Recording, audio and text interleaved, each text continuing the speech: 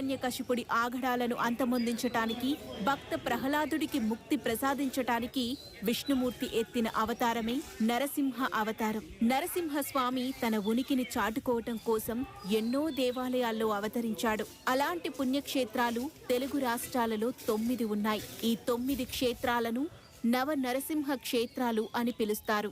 ఆ నవ నరసింహ క్షేత్రాలలో మొట్టమొదటిగా ప్రసిద్ధిగాంచిన క్షేత్రం మల్లూరు శ్రీ నరసింహస్వామి క్షేత్రం. ఈ క్షేత్రంలో అనేక వింతలు, విశేషాలు, రహస్యాలు దాగి ఉన్నాయి. హిమాలయాల్లో మాదిరిగానే ఈ హేమాచల క్షేత్రం ప్రకృతి వైద్యానికి, వనమూలికలకు పెట్టింది పేరు. పూర్వకాలంలో మునులు, ఋషులు ఈ క్షేత్రంపై తపస్సు చేసినట్లుగా చరిత్ర